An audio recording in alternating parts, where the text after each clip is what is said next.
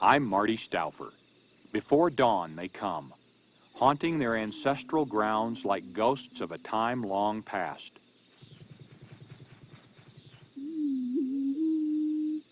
Transforming the silent grasslands into an eerie symphony.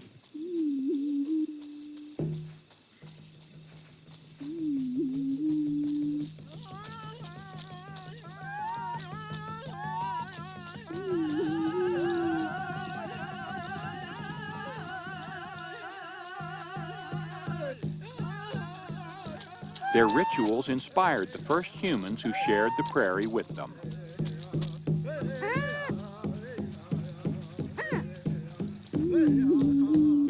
In ceremonial dances, the Blackfoot, Shoshone, Sioux, and Cheyenne imitated the courtship displays of the prairie grouse. Let's journey out onto the plains and meet the sage grouse, prairie chicken,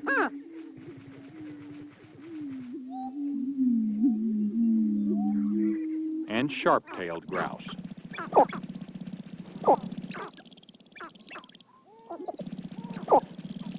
Dancers of the dawn.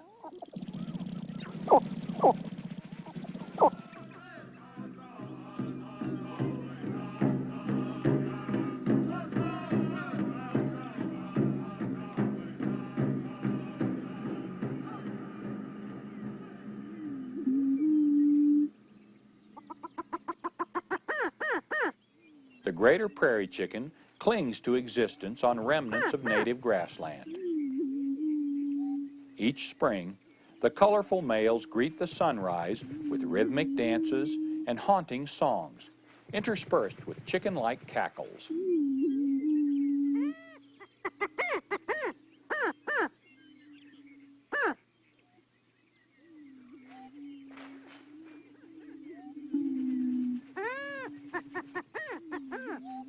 Prairie chicken cocks and hens gather on a traditional dancing ground called a lek.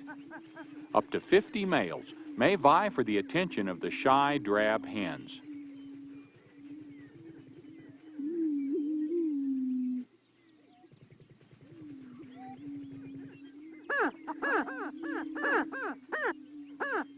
In their excitement and agitation, the cocks raise the pinnate feathers on their necks like little war bonnets.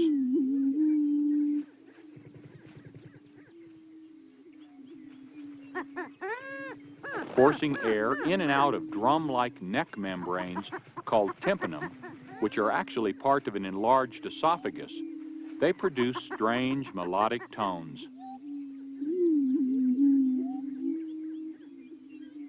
It's like blowing air across the top of an empty bottle.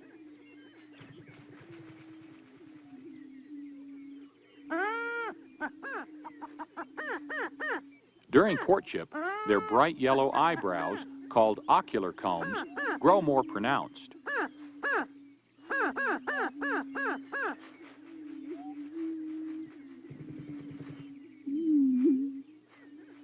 Flutter jumping is another method the colorful cocks use to attract a hen.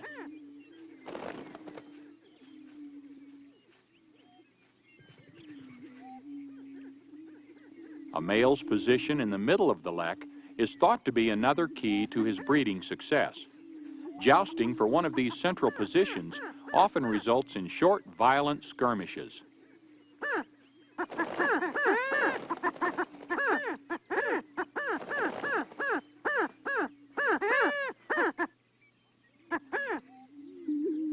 Finally, a hen makes her selection.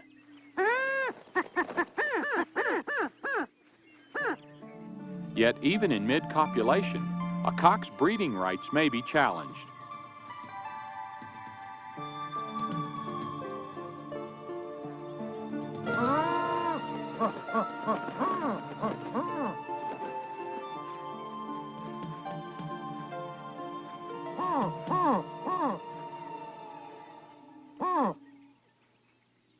After fertilization, the hen shakes or rousts her feathers. Then she'll desert the lek to find a suitable nest site.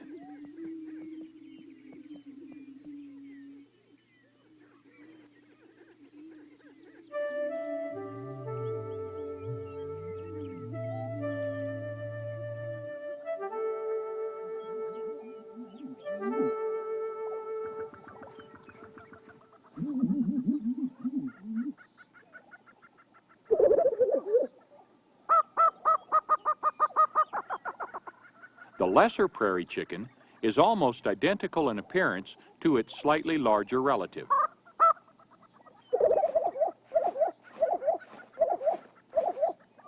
Its neck sacs are a little smaller, but its ocular combs and pinnate feathers are proportionately larger than the greater prairie chicken. Today, the lesser prairie chicken lives in only 5 states. Here, on isolated sections of shortgrass prairie in the southern Great Plains, they gather on their springtime dancing grounds.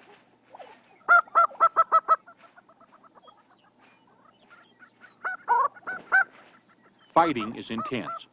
With pinnate feathers flared, the cocks face off.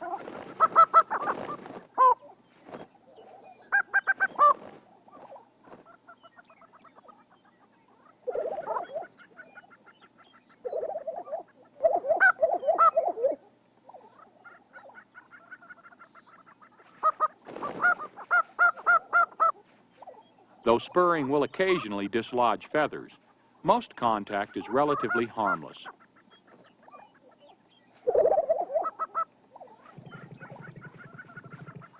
In centuries past, vast herds of bison shared this arid land. Now domestic cattle graze the fragile native grasses so critical to this bird's survival.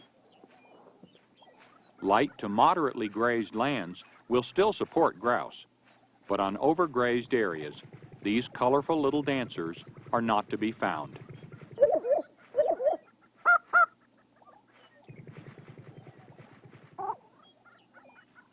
The hens in particular need lush grass of a mixed variety for successful nesting. If the lesser prairie chicken is to endure, at least 50% of its habitat must be left unchanged.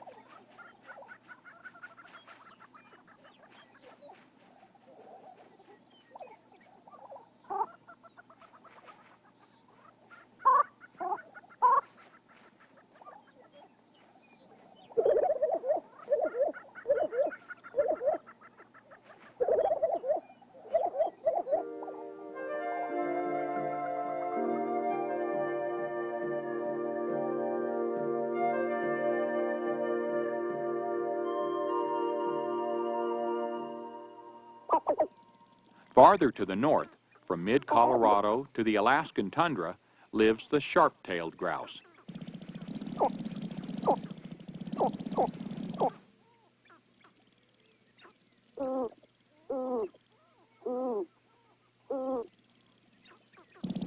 Unlike the square-tailed prairie chicken, the sharp-tail, true to its name, has a narrow, pointed tail and is the most talented dancer of all. Feet flying, they pirouette around the lek, rattling their tails and cooing.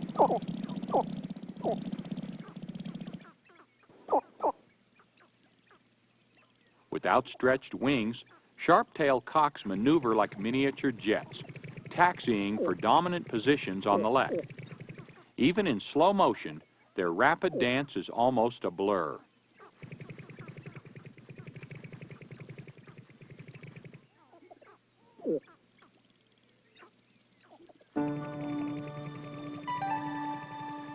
During the fever pitch of courtship, cockfights are frequent and ferocious.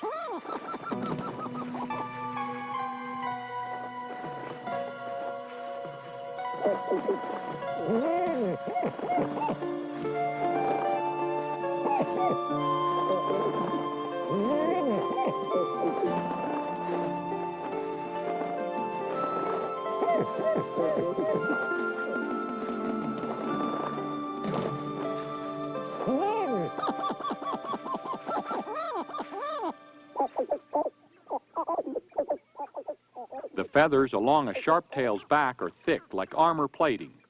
Aerial hunters like falcons have a difficult time penetrating this layer of protective plumage.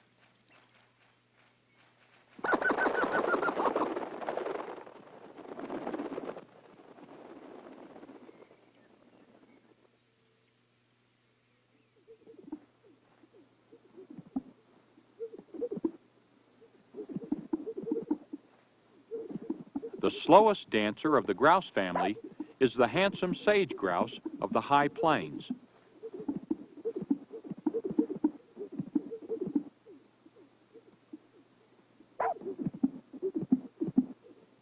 Their size and design make their display especially magnificent. Greenish-yellow air sacs bulge, pulsate, and pop. 20 spotted tail feathers fan like a majestic Indian headdress.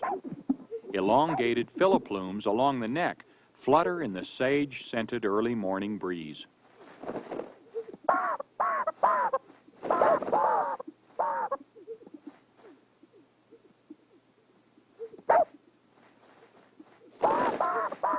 Battles for the hens consist of shoving and wing beating. In the end, the majority of the females mate with the most dominant cock.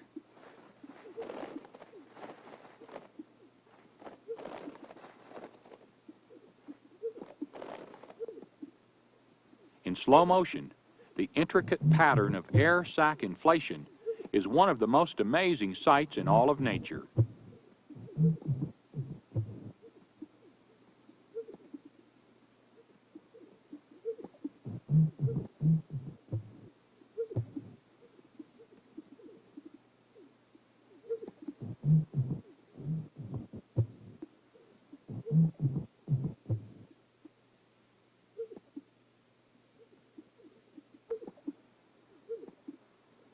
Because sage grouse have no muscular gizzard, they're limited to foraging on soft food like sagebrush. In fall and winter, hardy sagebrush bushes, which are evergreen, may supply virtually 100% of the sage grouse's diet. Farming and ranching practices have resulted in widespread destruction of sagebrush, which has caused a corresponding decline in sage grouse populations.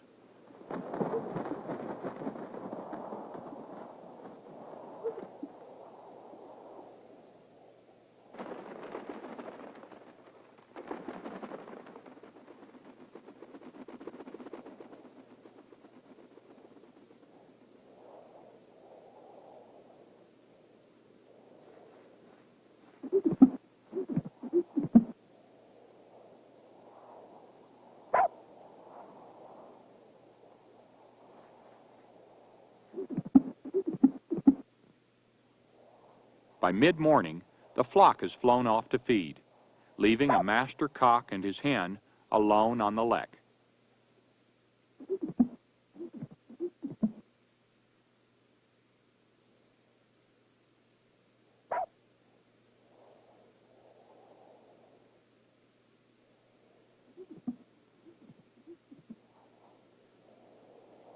America's first people experienced grouse in numbers we can scarcely imagine today.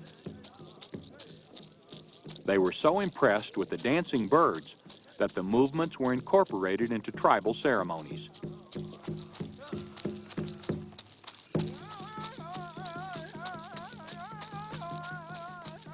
The Sioux beautifully translated grouse ritual into the prairie chicken dance.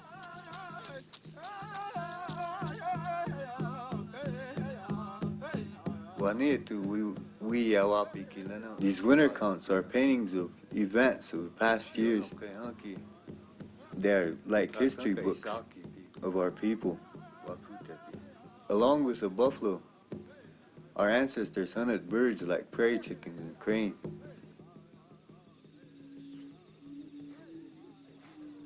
To hunt a prairie chicken, one must leave before sunrise. Then he must do it very carefully.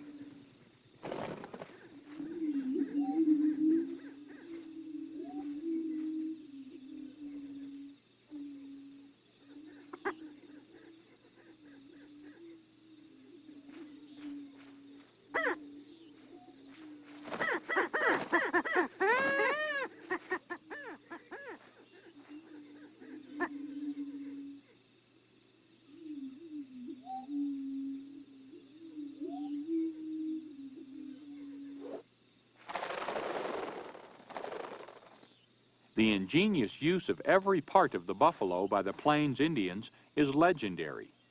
But a diet of mostly buffalo meat could grow tiresome, and a dinner of tender grouse was a welcome change of pace.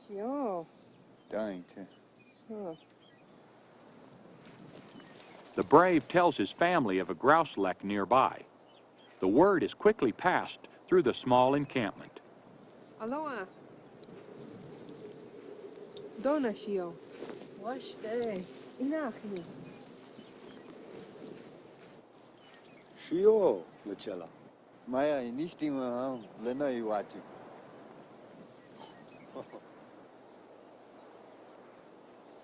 Warriors of the future had to start somewhere.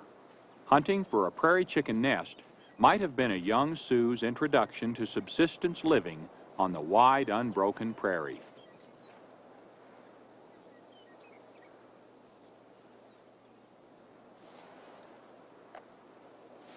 Prairie chicken hens which lose their first clutch of eggs will re-nest, and before the end of spring, lay another batch of olive eggs blotched with brown.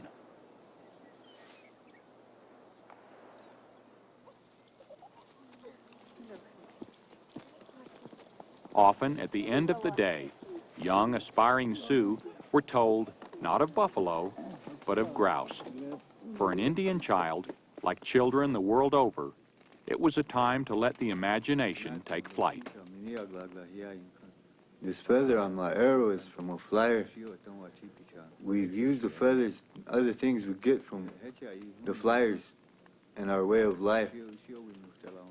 We use feathers from other birds, such as the eagle, for our dance costumes. And we follow the movements of the prairie chicken. Our head movements and our feet movements and our dance patterns come from the prairie chicken. When my people do the dance of the prairie chicken, then they become the same as the grouse. The Indians enjoyed telling stories about the animals around them. In one tale that's a lot like an Aesop's fable, a group of prairie chickens meet up with a tricky coyote.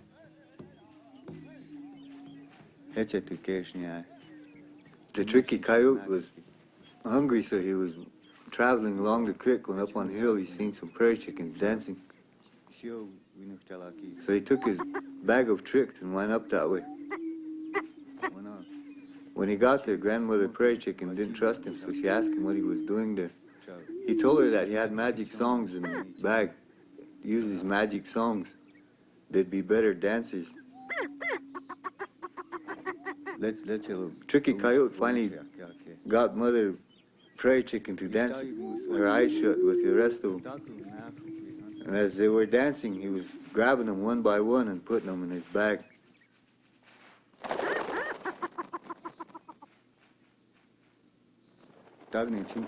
When grandmother prairie chicken seen this, She warned the others and she flew away.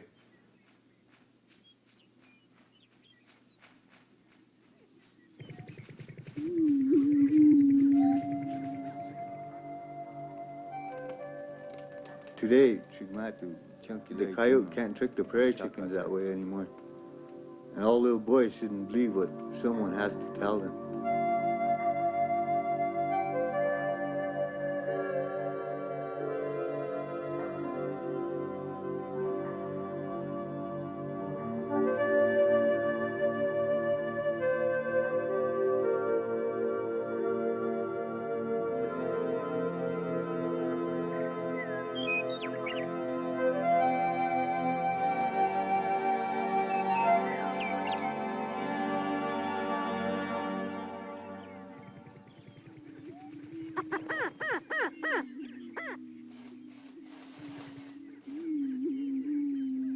It might seem easy to prey on prairie chickens at this time of the year, when they're distracted with displaying and breeding.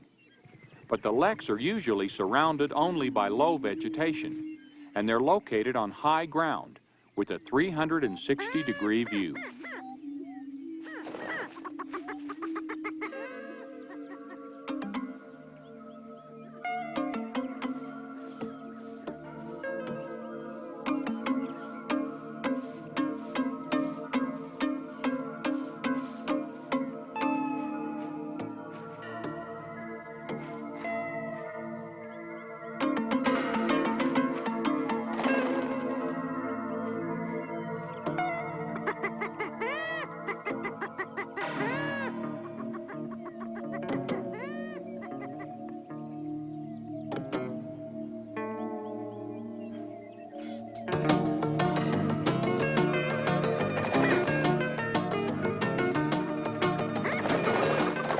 The lightning reflexes of the bobcat are no match for the quickness of the wary grouse.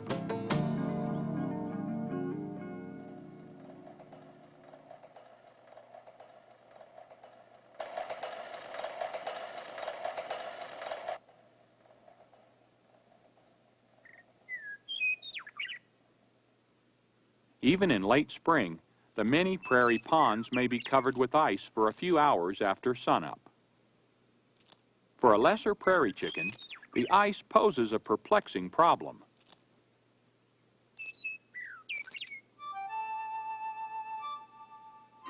High in the sky, a peregrine falcon scans the ground below for prey.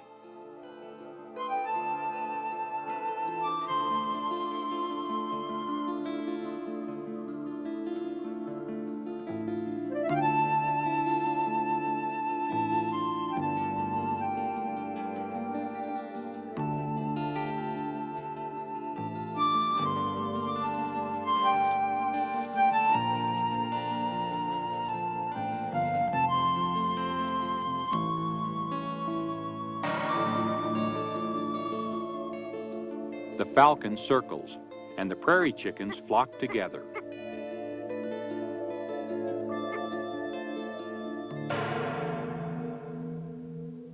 The peregrine shoots down like an arrow, and the grouse flush.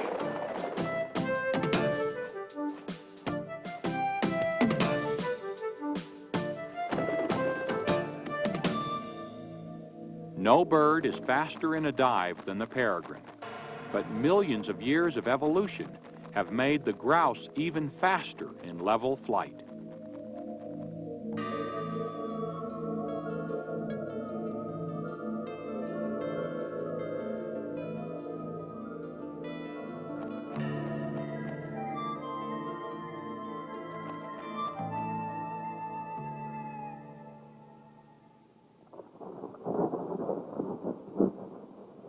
Summer. Thunderstorms are frequent on the prairie. While the rains enrich the native grasses, they pose a threat to the unhatched young of a nesting greater prairie chicken hen.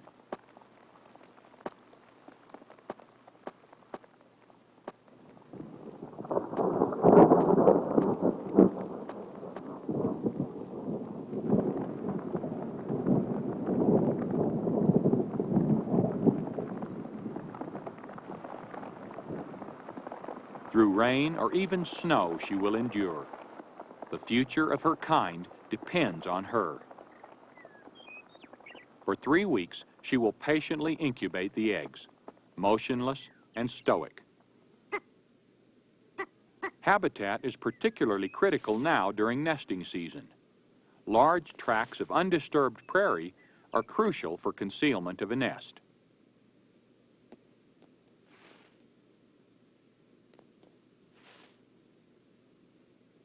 On the 23rd to 25th day, new life struggles to emerge.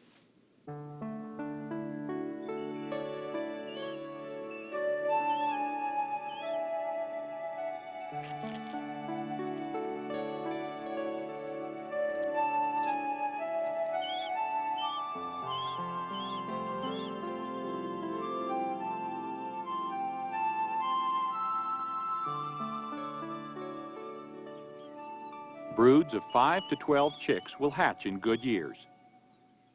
Camouflaged with spotted down, the tiny chicks will be ready to follow their mother within hours.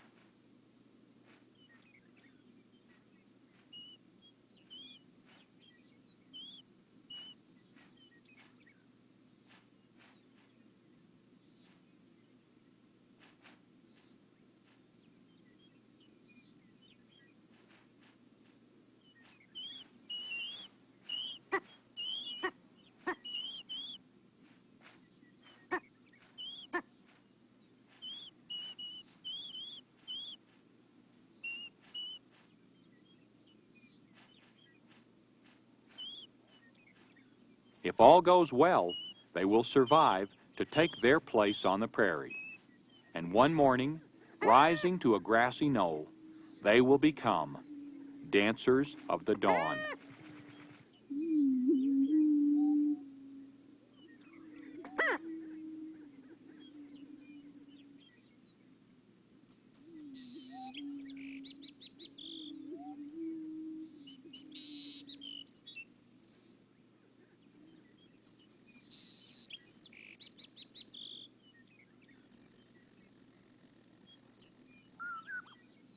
I'm Marty Stouffer.